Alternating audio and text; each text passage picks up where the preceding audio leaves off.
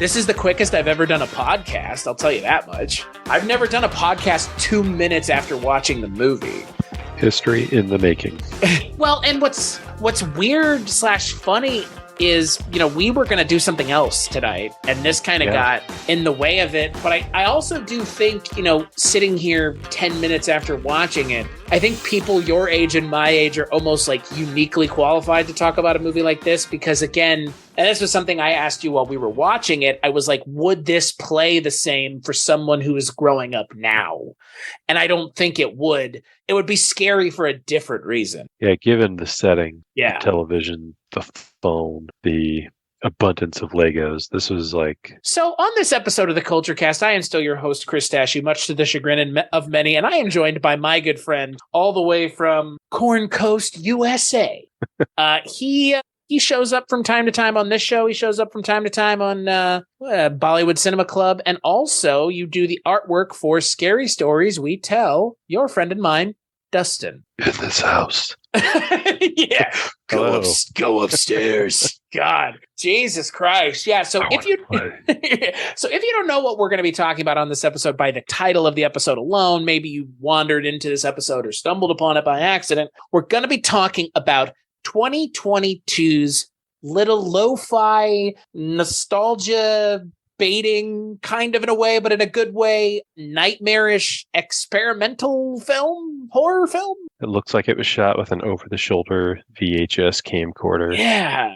We're going to be talking about Skinamarink. In this house.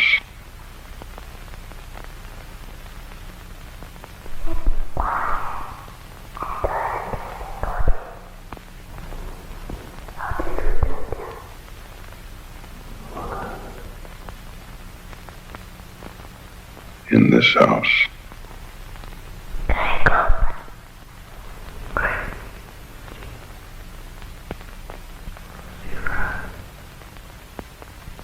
In this house.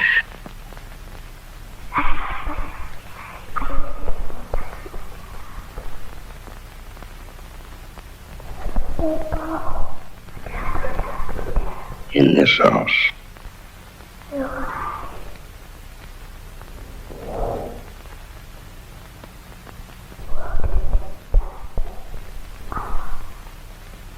In this house.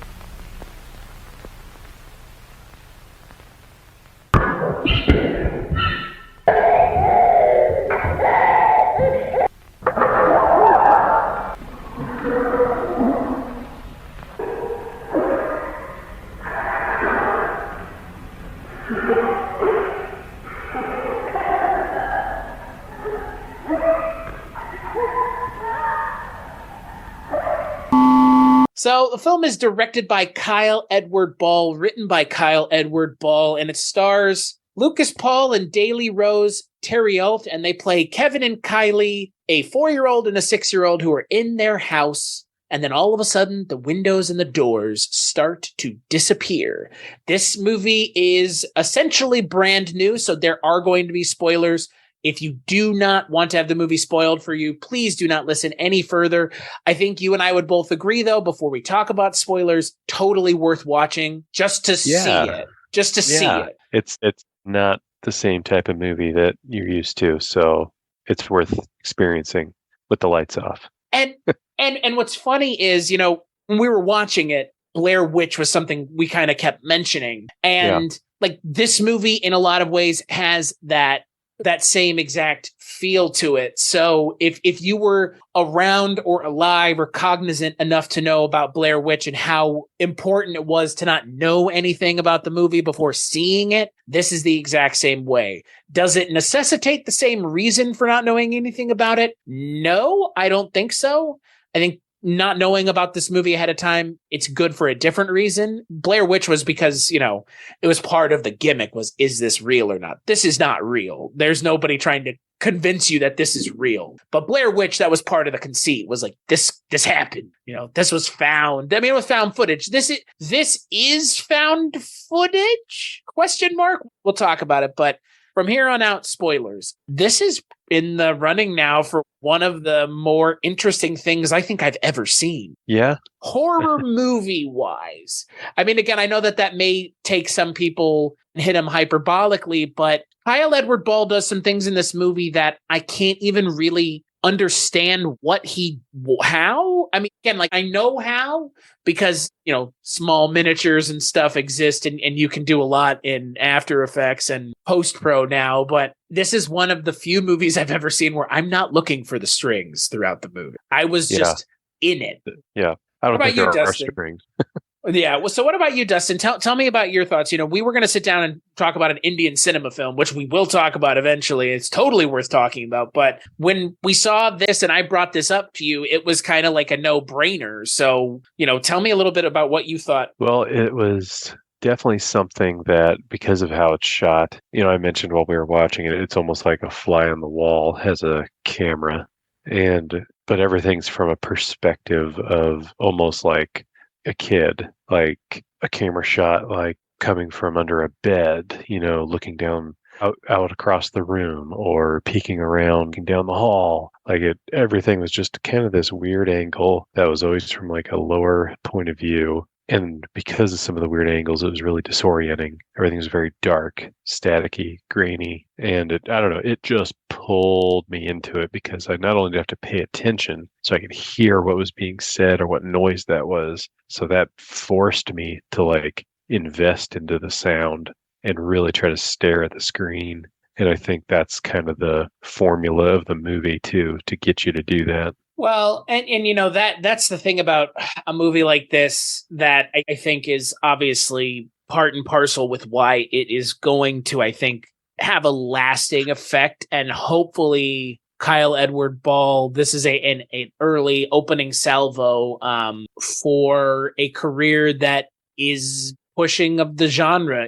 I don't know what would have been a better way to really capture the spirit of being a child in the 90s, but this is the closest I've ever seen to, short of just being there. And it's weird because sitting here, again, like within the last 20 minutes of watching this, it does kind of feel like for a time there, and you saw me watching this. I'm not playing this up. I mean, I am a jumpy person, but there were times where it was like being a kid again. It really felt like it in a way that things don't do that. And again, the problem with this movie is this is really only going to work for a certain swath of people in the way that it's really meant to. If you were ever in a house in the 90s with the lights off and an older house, so there's creaking and there's noises. If you ever lived that, this will awaken that experience and kind of give you those childhood fears, those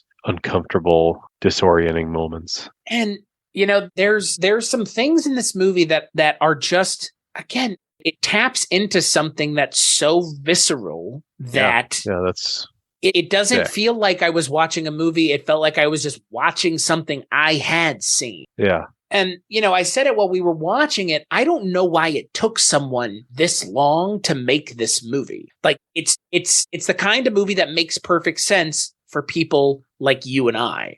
And that it is pandery in a way, and it's a little nostalgia baity, but in the same kind of conversation, it's baiting in a way that's more emotion baiting, less a specific thing. It's not like, that the TV's on and it's doing the thing from Poltergeist. So it's the TV's on and it's doing its own horrifying, weird thing in this movie that is very aggressive feeling without actually being any sort of malicious. But it feels like only something that people who, like you said, in the 90s would get. And I liked that about the movie, but at the same time, I know that it is going to really push the detractors to label it a nostalgia pandery movie, which I totally get. To get right out in front of it, I get it. I really get it. Having just sat here and watched it, I can already see where people that I know who would watch this movie would have a visceral reaction in the negative direction, because they'd be like, well, X, Y, and Z are exactly like this, and that's what they're going for. And it's like, or I don't get any of this because it's just boring and it doesn't hit that note for me.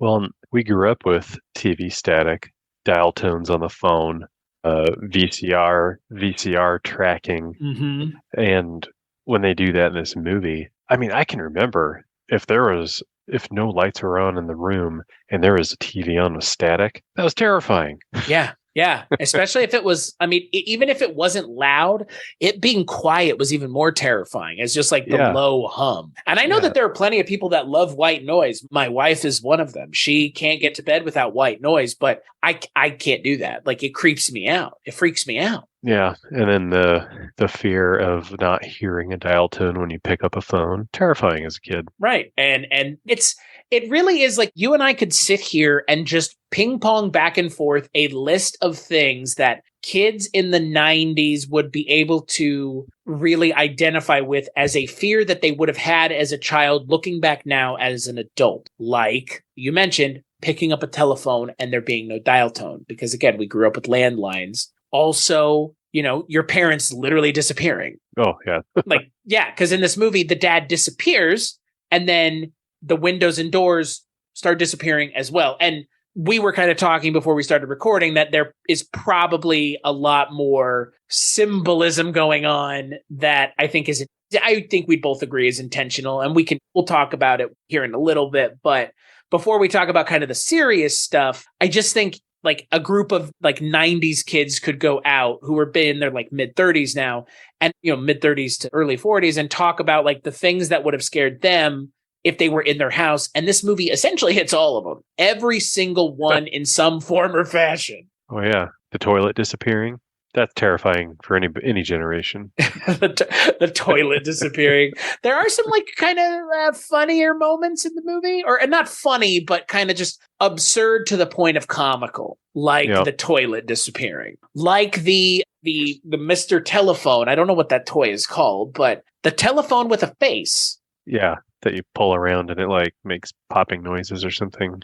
But use that to kind of comedic effect, and then they use it to kind of terrifying effect in kind of callback. Yeah, a callback to the Mr. Telephone. But it's what's really funny is the thing that the movie has in spades, and something that I really appreciate as someone who obviously is sitting here creating an audio anything. The movie is technically impressive from an audio design standpoint, because we kind of really haven't mentioned this, but if you've watched the movie, which if you're listening to us now, you totally have, that the movie doesn't really have a lot going on in the first like third of the movie. Nothing is happening. It's a lot of static shots, to the point where I mentioned to you there was like Five Nights at Freddy's, the movie, because in a lot of ways, it's just static shots of weird angles, unsettling angles, even kind of strange angles, with a lot of distorted, muffled dialogue, audio, noises, what have you. But the audio is so critical in that first third of the movie for really helping set the tone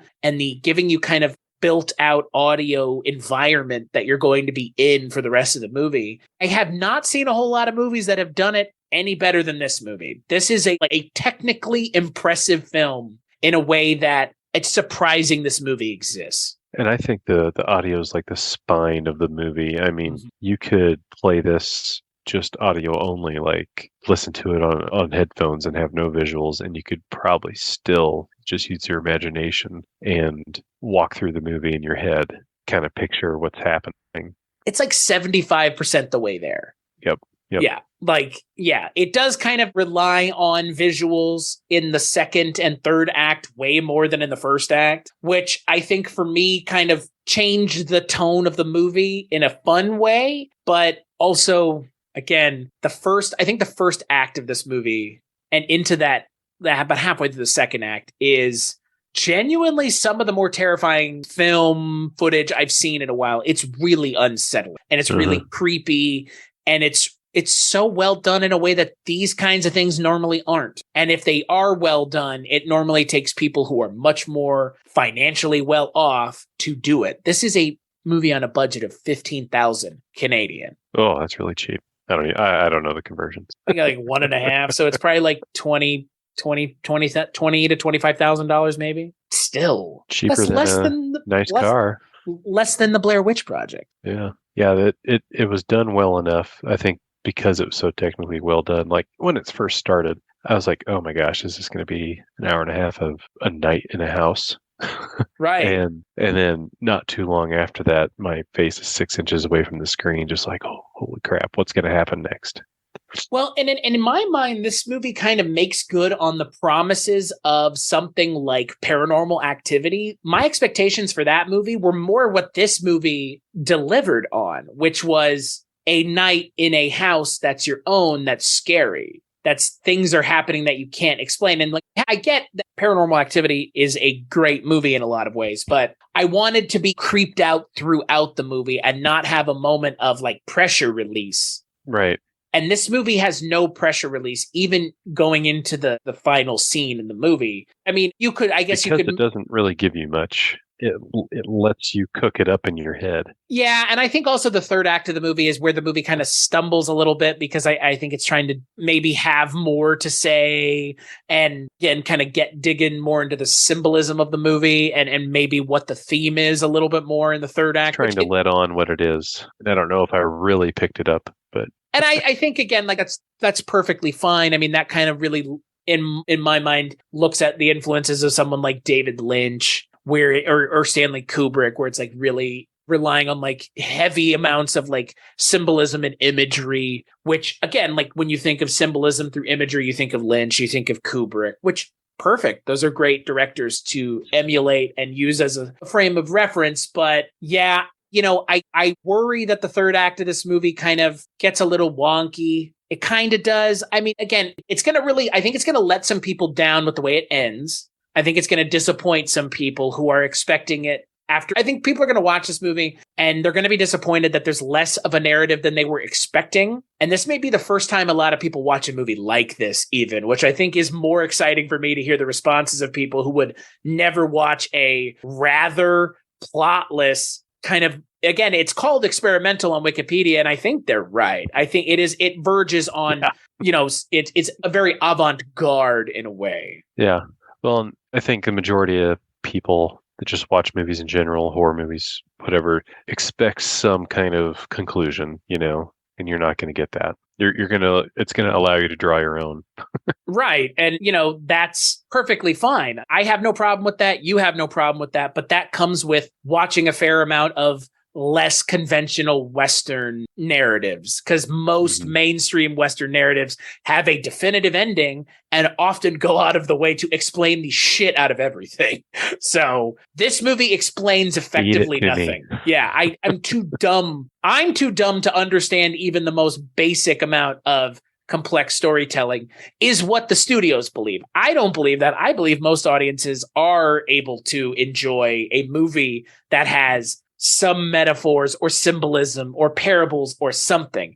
I don't believe all audiences are stupid like I think the studios do. I do just worry that with something like this, a lack of even, you know, it does have a narrative. I think in the first two acts and the third act, it kind of just starts really leaning on Stanley Kubrick, and the third act of 2001 kind of goes there. It really does. It all of a sudden becomes like a child version of 2001, where inspired by. Yeah, Dave is seeing himself as the star baby, and it's like we're kind of seeing that here. We get this shot of upside down Legos with the house, and we start backing away, and the third act, I think, is where when we get to it, we'll talk more about kind of the meaning possibly of the movie. But the first act, it does such a good job of setting your expectations of what the movie's going to be. And again, setting your expectations for something that really is not at all something you have ever seen before in a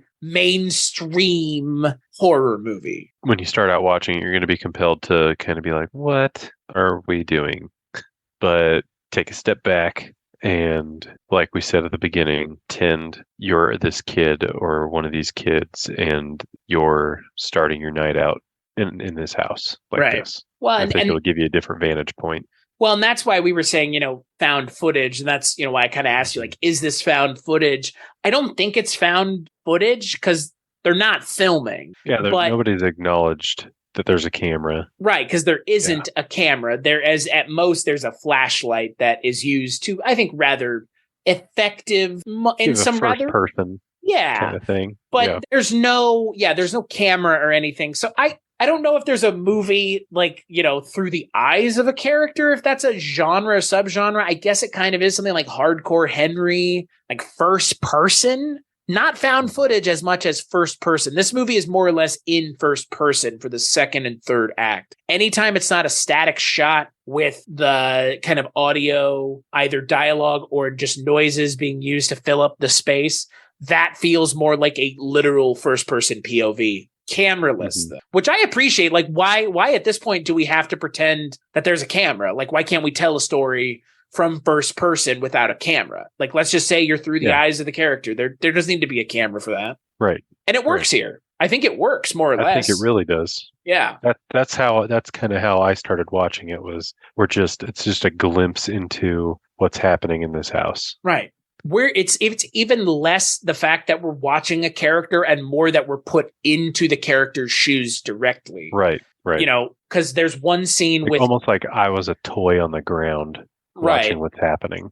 Right. Yeah. Especially in the first act of the movie, it really feels like you're just, like you said, a fly on the wall or part of the environment, just kind of soaking it in and becoming one with the space. And then let's talk a little bit about the narrative. So Kevin and Kaylee, Kevin goes somewhere, gets hurt somehow. Dad calls someone telling them he's okay and didn't need stitches.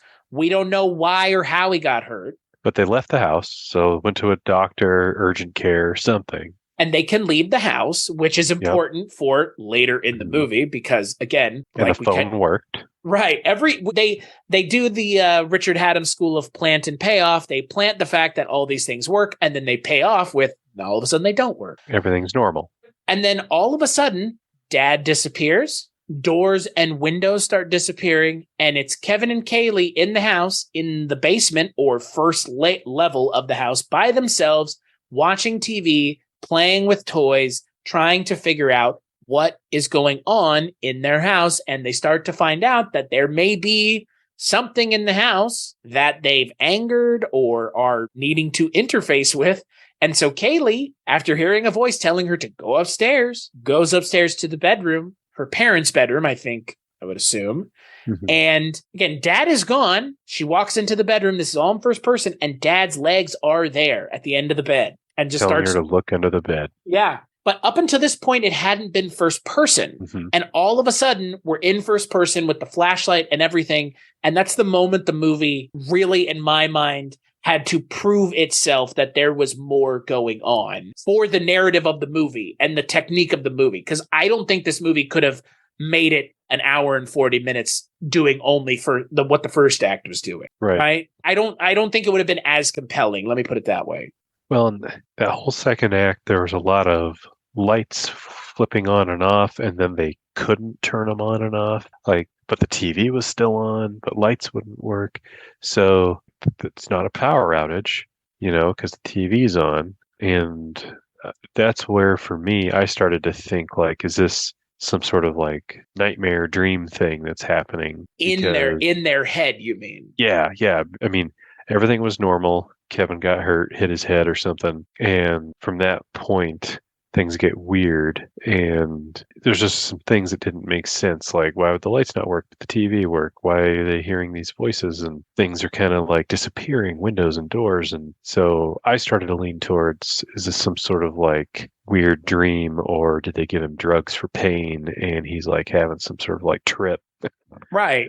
Because you were telling me about a fever you had where you had a trip.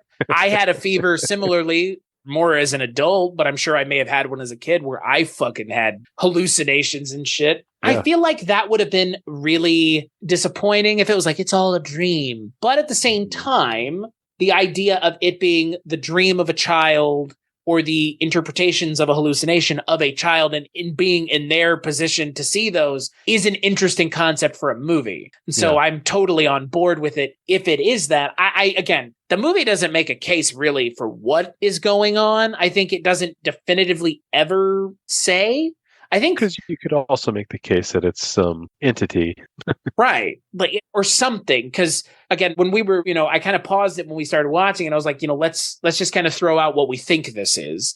And you kind of, mentioned what you had just said, and I said something to the effect of, I think it's maybe the mom or dad is trying to like eat the kids, and the house is protecting them or something because it's closing the windows and doors. It's not, I don't think it's that either. I think it's I'm pretty clearly off base, but I think there is something, and we kind of talked about it before we started recording, to the idea that the mom and dad, obviously at one point they're there, at least the mom isn't though. Mom is gone. Right. They never hear him talk about mom. They go like, we don't want to talk about that. Like Kaylee or Kevin is trying to say something to Kaylee, and she's like, I don't want to talk about that. Because, oh, by the way, there are subtitles on the screen during this movie when they talk, which is very helpful to understanding.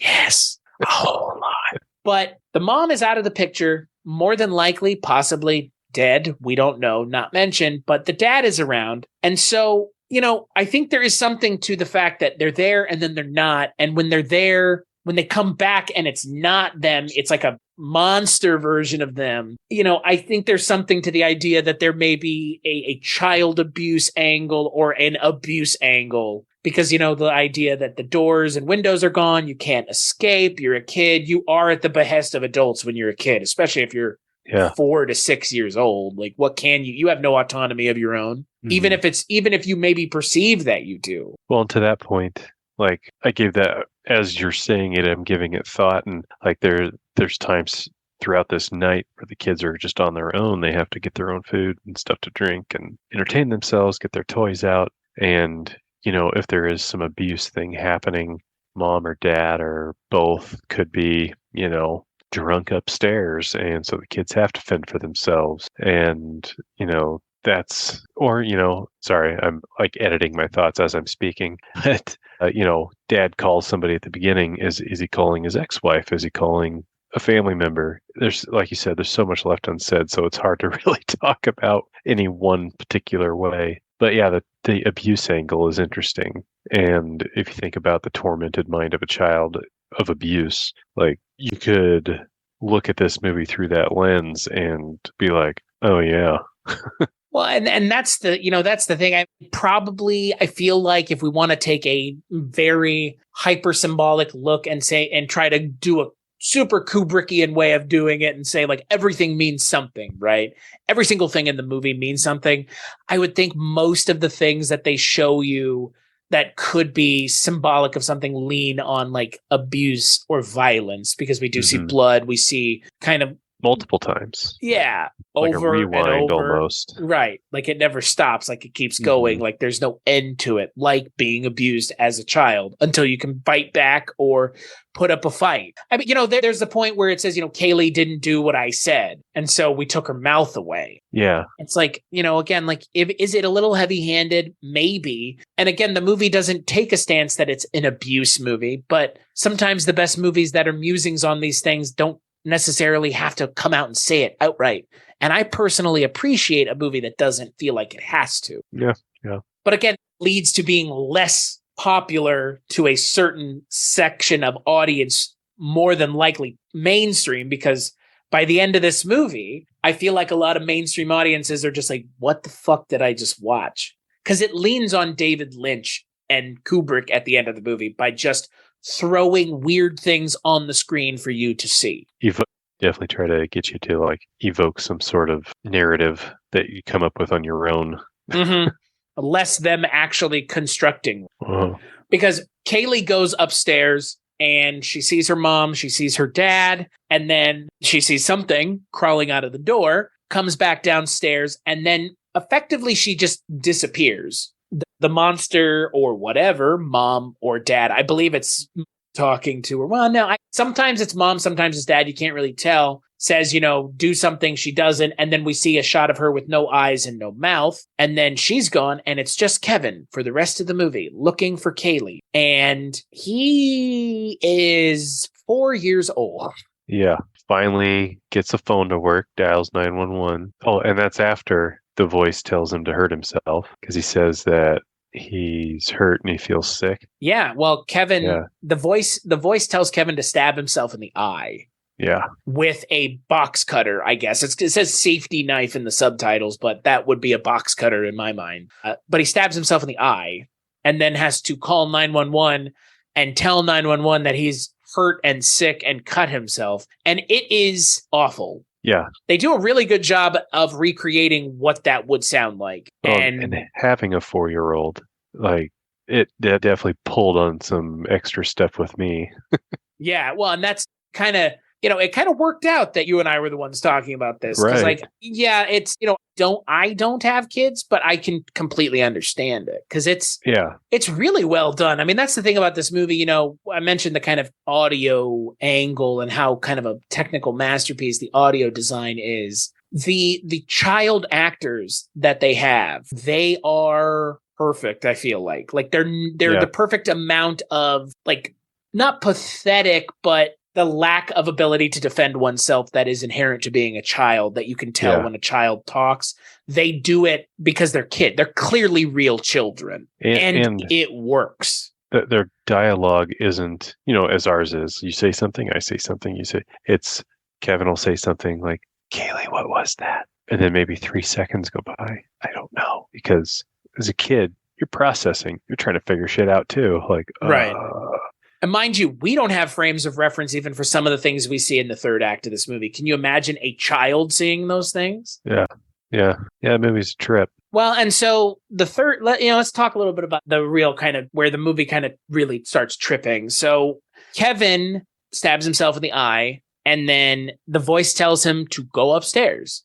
And he goes upstairs, and then things just start happening, I think is the best way to put it. Things get a little turned upside down for Kevin. Kevin ends up on the ceiling of the house. So he's on the ceiling looking down, and it's an important distinction to make for later in the movie, but it is so disorienting. Yeah. But it also feels like something I saw as a child. You know what I mean? Like there's this weird memory or like feeling that I have of like having a nightmare as a kid like that. Yeah. And I don't think there's not a kid that doesn't think about like, wow, if I could crawl on the ceiling, Yeah. Oh, for sure. But like seeing it in film form is just so like, and especially the way this movie does it. Yeah. Because this is like, we're getting into the part of the movie where it feels like they almost get away with it by being so, I would say it's effect heavy at the end of the movie. Like they're trying to throw as much weird stuff at you as they can. So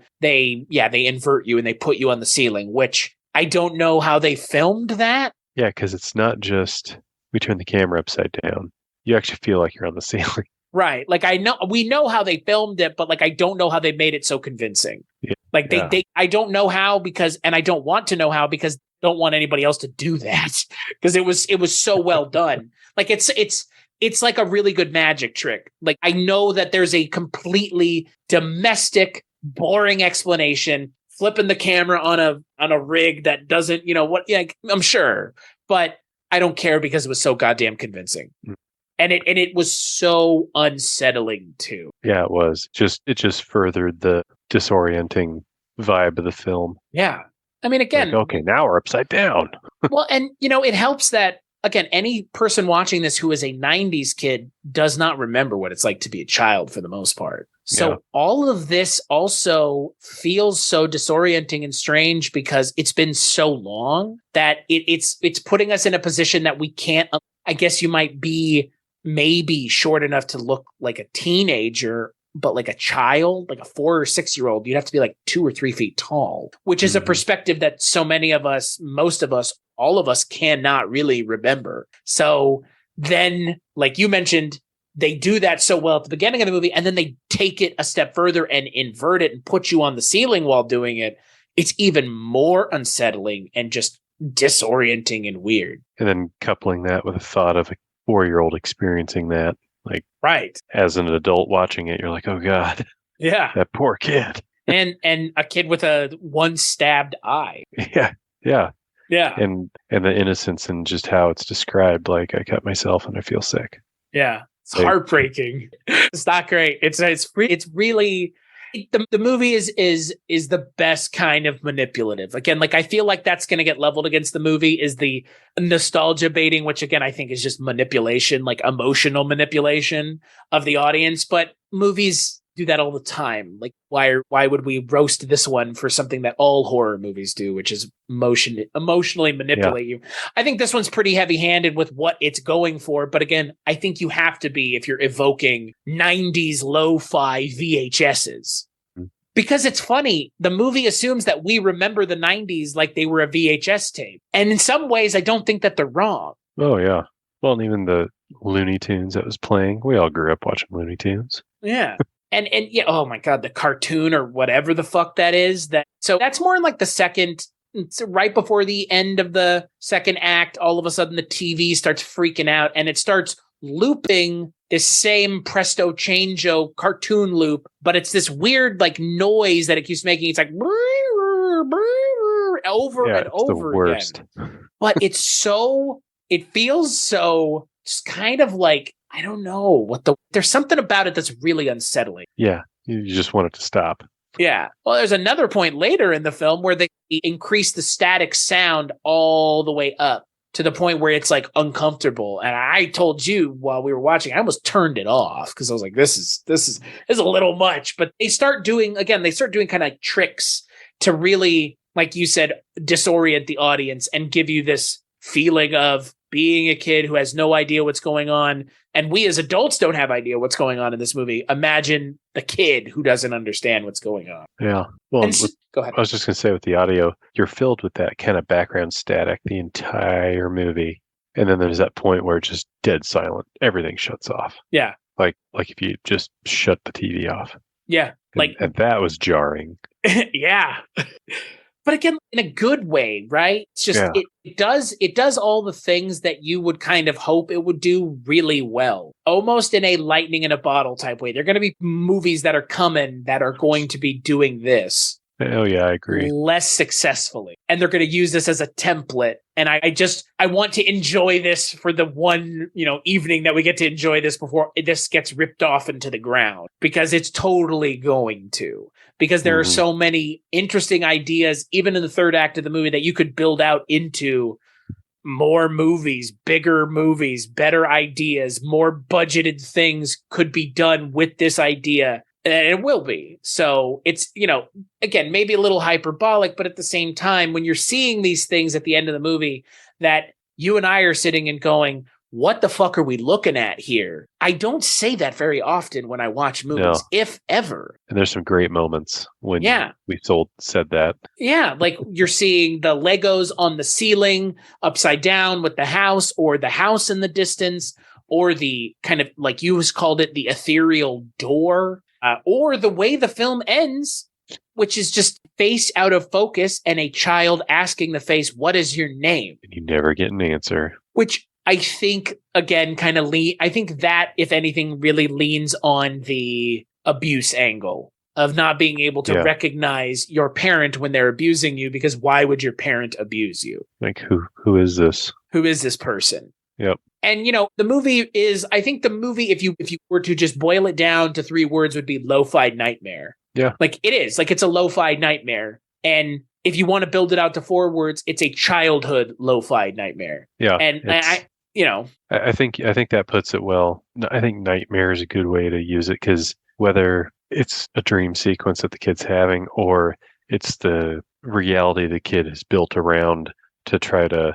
cope with whatever's happening, and it's just a living nightmare, which is worse, right? Right. Yeah. And these monsters are happening in the house, and he's getting injured, and his sister's getting hurt, and parents are coming and going, and being also like weirdly, like kind of not suspicious, but just kind of like vague and strange. Yeah. And his only comfort is Legos, cartoons, coloring, juice boxes. In that way, the movie is beyond depressing. Remember when you said there's that voice that said sleep? Yeah. And then he's like, boom, hit the ground. And then later it shows him pick up his juice box. I mean, if you look at that through the child abuse lens, kid just got knocked out or something. Yeah, sleep. Yep. and then woke up and just grabbed his juice box, kept going. We talk about the term horror movie, and normally it's Freddy Krueger and Jason, and abuse and child abuse is a real horror. Freddy and Jason aren't real. And that's the thing about something like this that real monsters. I think really hits close to home for a lot of people our age. And again, not speaking to abuse directly, but more just feeling of being frightened regardless of what it was. Because again, there are abuse things in this movie, but there are things that it's just weird childhood things like creaky noises and mumbling sounds and voices and banging sounds you may hear in a non-haunted house. That's just something totally explainable. But in a dark house as a 4-year-old, it is a ghost or it is a monster. It is. Mm-hmm. It's not just explainable because like we've already said, if you're perceived, right, if you're a kid, that's the thing we can't remember because we're so old at this point as adults. Our distance from that age is so far. It's hard to understand what it's like to not be able to recognize something. And that's why it was so wild to watch a movie where I genuinely had a hard time figuring out what the fuck was going on, but not with in that a distorted perception of it. Right. But not in a like, I can't follow the movie because, I don't know, Jodorowsky decided to really be heavy with the symbolism on some religious feeling. More just like, I'm looking at something that I don't recognize. I know it looks like something I've seen or something I should recognize, but there's just something wrong with it enough that I can't figure it out. It's like that picture, and I think I probably texted it to you, where it's like, keep looking at this picture. The longer you look, the weirder it gets. And all of a sudden you start seeing like alien tails and weird shit on the picture. It's like the scene in Men in Black where he's, Will Smith is watching and all of a sudden, you see an alien tail and the people are riding their bike and stuff. Don't look too closely. In this movie, there are times, and we paused it while we were watching it and we were talking about it. There's a scene where the dissolve that they use has a person dissolve into a lamp. And it's done it's done in a way where you and I were like, did something just happen? Or were we seeing things? Yeah. And that does not happen makes you frequently. Question what you see. Yeah. Yeah. That doesn't happen frequently when I watch movies, frankly, ever. So it's so weird to have this feeling with a movie that you and I can really share, grew up different parts of the world from one another, but yet it's so visceral for us. Uh-huh. That's strange, unexpected, and not something I expected to get from a first-person horror movie. And I think we should create that as a genre, first-person movies. I think that's a thing that people really need to start maybe embracing. If people want to know what it's like with TikTok and shit, to know about real people out in the world constantly and what they're doing, why not start making movies where you're literally in the person's shoes? Uh-huh. No camera needed. Or just in their environment, yeah. Right. Yeah. It's interesting because by the end of the movie, it ends after showing all this kind of home imagery of being at home and then violent imagery with blood and blood splatter and children screaming and then it rewinding over and over again. The movie ends with that face out of focus and the child asking it what its name is. And it honestly feels like there was no other way for the movie to end. Like that's the logical conclusion to this kind of movie, is just a further subversion of your expectation of, nope, we're going to leave you hanging. Like, nope, no answers, nothing. I halfway thought at the end there, after the kid asked, what's your name? And was getting no answer, that figure would start singing, Skinamarink, dink, Skinamarink, do, I love you. I was kind of surprised that didn't factor into the movie at all. But maybe that was too on the nose. Maybe. Given that the name of the movie is Skinamarink. But that would have been creepy as shit. In this movie, yeah, would have. I don't think anybody would label this movie as not atmospheric or not creepy or not unsettling. It's not a boring movie. I get why people would find it boring, but that's because you're wanting to see something happen as opposed to just listening to things happen. And there is absolutely nothing wrong with that. If you don't like it, that's a you issue and I get it, but you can't tell me that the movie's boring. It's not a boring movie. It's just a very atmospheric and slow movie that does take about 30 minutes to get going. But those first 30 minutes are not bad, boring, or not worth watching. They're probably my favorite part of the fucking movie, frankly. Yeah, they're essential. Yeah. Yeah. the first 30 to 40 minutes of this movie where it's just all these static camera angles, diagonal weird, like you're a mouse or a Lego or a lamp or a clock or whatever the fuck in this house, are so interesting and fucking weird and novel feeling and fresh feeling that I can't wait to rewatch that and just like leave it on. It's that first 30 minutes, probably even into the second act too. It's the movie getting you where it wants you. Right. It gets you right where it wants you to be. And gets you primed up. And then I don't think the third act really does the first two acts justice. Yeah. Right. Kind of wish. And maybe that's the escalation of the nightmare or the hallucination or whatever.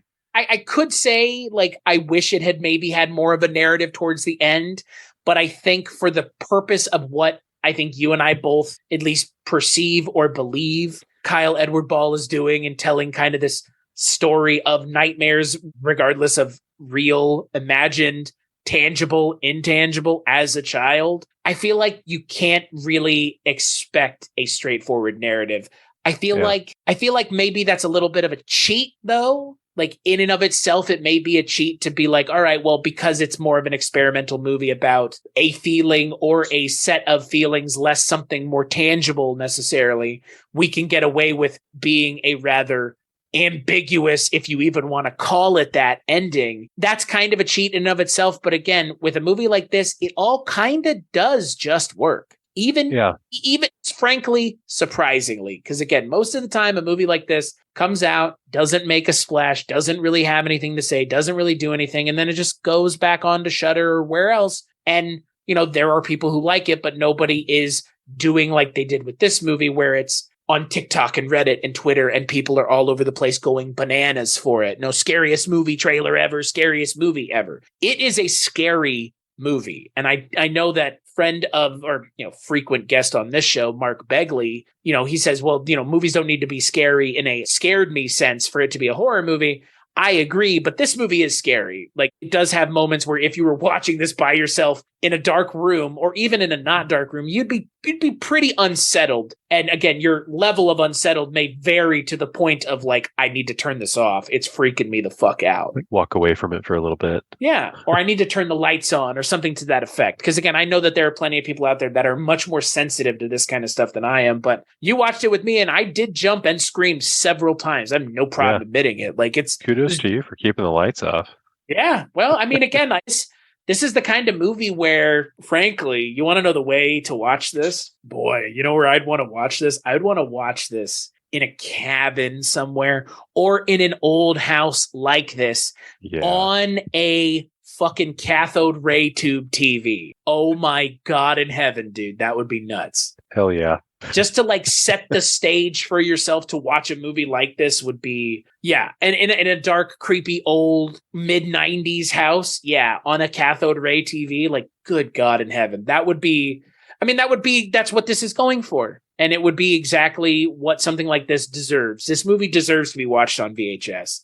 Like, it really does. I can't say that about a lot of things. Only other thing I would say deserves to be watched on VHS that's contemporary is WNUF Halloween Special. It adds to the quality of the movie. I know that this movie may never even get a physical release. They've mentioned it may not. I feel like it's a shame that this movie may never get a short limited run VHS release, because I would buy it just so that I could own it to watch it that way if I ever wanted to, because that is the way I feel like to enjoy something of this kind of vintage, if that makes sense. Is it gonna hit theaters? Did it hit theaters? I don't even know. It's showing here today. Really? Downtown. Yeah, I think that would be an experience. Right? I don't know if I'd want to see it with an audience. Like, I feel like this movie is going to be very polarizing. I mainly want to I almost want to people watch. Yeah. Now that I've seen it, I want to people watch in the theater and just see how it hits people. This is one of those movies where you would want to put it on for people and kind of see their reaction. Yeah. And again, like, you know, people that are 20, 30 years older than me, or even say 15 years younger than me, are going to watch this, if they watch this, and not take away from it the same thing that you and I and so many people are going to. And that's perfectly okay. it's okay that there are movies like this. And we as millennials probably need to get okay with them pandering more to us in the coming years. But, this is made by a guy who had a YouTube channel. He was asking people about their nightmares, and he used their nightmares to make this movie. It was crowdfunded. Wow. So it makes sense that the things that are scary in this movie feel like things that you and I would find scary because, again, we're of a generation of people that did have a fair amount of base similar experiences when it came to home life, at least from a feeling of being alive at the time in the space. Yeah, this movie was definitely not just worth watching, but like immediately, but also talking about immediately. Yeah, I think keeping it fresh was smart. If we'd have waited, we'd have less to say, and it wouldn't feel the same. No, and this usurped the other recording we were going to do about a movie that I think is equally as good in a lot of ways as this movie. It's a completely different movie, but I'm so glad and so thankful to be able to share weird new movies with people that we can just go, yeah, like this is fun and weird and novel. And like, everybody talks about how terrible it is to be alive right now and how terrible everything is. And yeah, shit sucks, but at least we get to be entertained by cool stuff while the world is spinning out of control. And we were able to do it from your chair and my chair in different places and watch the same movie at the same time.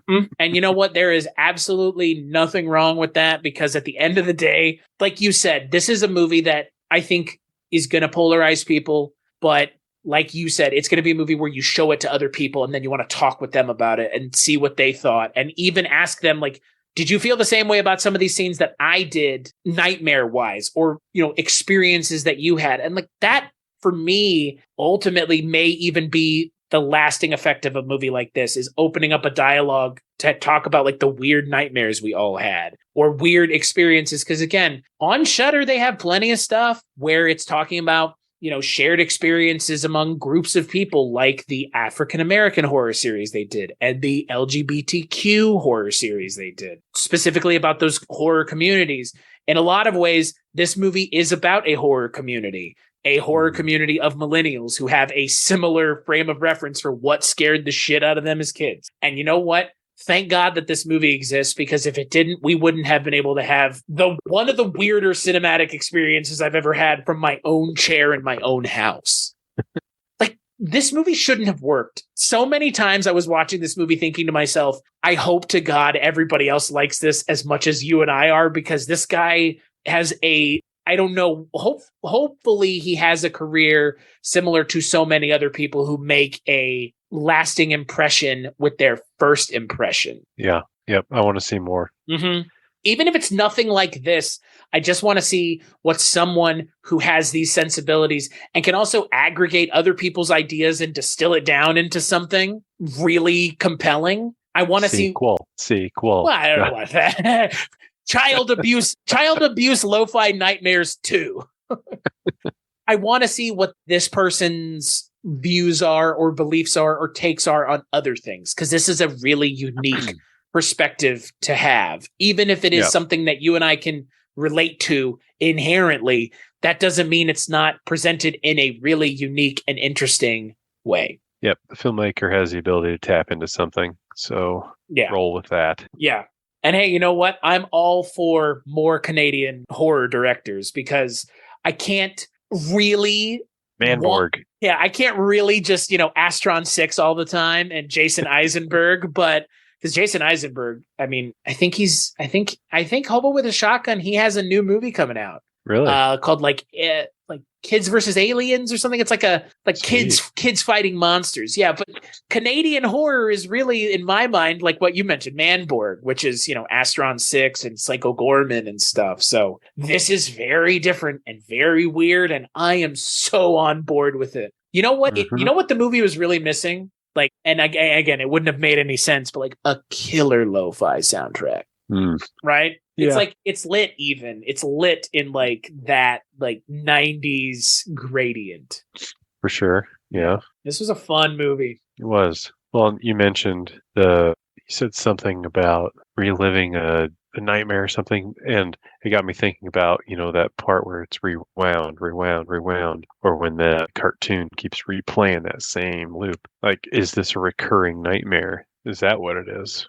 I mean, again, like, I think it is just like we've said, it's about nightmares, right? Like whatever they might be, waking or sleeping. And, it's scary to be a kid. And I don't think we remember how scary it was to be a kid now that we're all adults. And, good on Kyle Edward Ball for making me feel like a scared little kid again, which is not a thing I thought I would be feeling really ever. My 4-year-old recently, middle of the night, came to bed crying, like bawling, like hyperventilating crying. And she woke me up and she said, the first thing I heard when I woke up was, "Dad, is that you?" And I'm like, "Yeah, honey, it's me." And after she caught her breath, took 10 minutes, she said she had a dream that I was taken away. So think about the mind of a kid and how terrifying just those thoughts are. And if they get stuck in the brain and you fall asleep with that somewhere in your brain, it comes out in a dream. That shit's real. And when you're a kid, you don't know whether to make heads or tails of a dream or reality. When she woke up, she had to come see if I was there. Right. Well, especially at that age. She knew I was gone. Right. Especially at the age that the kid is in this movie, 4 years old. Like the other girl clearly, like, she is more like able to process what's going on. But the fact that we end up having the 4-year-old as our kind of eyes throughout the movie, especially in the second and third act, it's so smart. Because like you said, it's just whether or not these things are actually happening or not, they're scary either way. Mm-hmm. And that's the entire point, is it is scary either way, regardless of whether or not it's actually happening. Because if you're 4 years old, it doesn't matter if it's real or not. It's real. Right. It's terrifying. Yeah, it's real and it's terrifying. Perception's reality. Yeah. Yeah, exactly. Well, you mentioned the first, second, third act and how different they become. It almost feels like an escalation, like I mentioned, almost an escalation of the kid's detachment. Like, because by the third act, things are so not normal. Surreal. I mean, it's so surrealism. Detached from reality that it makes me think that too, that whatever the kid's going through, real or not, in a nightmare or some reality they're built for themselves, whatever it is, it gets more detached as it goes. Well, and I mean, again, if it's the abuse angle or just the nightmare angle, I mean, it makes sense either way. And the abuse angle is less of a stretch, frankly. It's just, again, you would become more detached the more abused you were. And that's not me saying that. That's, people who are much smarter than me, who are child psychologists, talking about how children react to abuse, verbal and physical. And they just start to become detached, because why wouldn't the toys and the Legos get further away? You're not a kid anymore. You don't feel like one. The face of what's likely a parent is distorted, and you don't know who they are anymore. It's terrifying. It's terrifying. Shivers thinking about it. It's terrifying. It's so effective at evoking a specific emotional reaction, and that has to be applauded. Again, almost above everything else outside of the audio design of the movie. Like, just being able to so succinctly evoke a specific time and place and feeling for a large group of people that should be applauded alone. But then there's actually a really good, interesting movie and kind of visual experience, I would even say, in a lot of ways. Less a movie, almost more an audio visual experience, which is why it's being called experimental. But yeah, this is just, it's heartbreaking and fun and weird and exciting and novel. And you just want to see more of whatever Kyle Edward Ball has, but you want to see more of this too, because like you said, it's so compelling and weird. Like, why wouldn't you want more of this? Uh-huh. Well, primarily because it's about a child's nightmares. Stop subjecting this child to their nightmares. So, well, Dustin, what are your final thoughts on Skinamarink? The title of the movie we've said all like 2 times. I know. What a goofy ass title, huh? Final thoughts, going into it, seeing the trailer, I thought one thing, watching it, I don't know what I think, but I think do what you did tonight. Watch it at 11 p.m., shut the lights off, experience it that way at least once. And because it'll pull you into it and you'll be in there experiencing what's happening. But definitely worth a watch. I'm going to suggest it to people I know. Whether they listen, I don't know. But some of the movies I recommend, they're like, oh, I don't know. Space herpes? Is it in the MCU? Does a frog lady lick anyone in it? Now you're talking my jam. Yeah. Now you're speaking of being a child and watching things, huh, Dustin? Yep.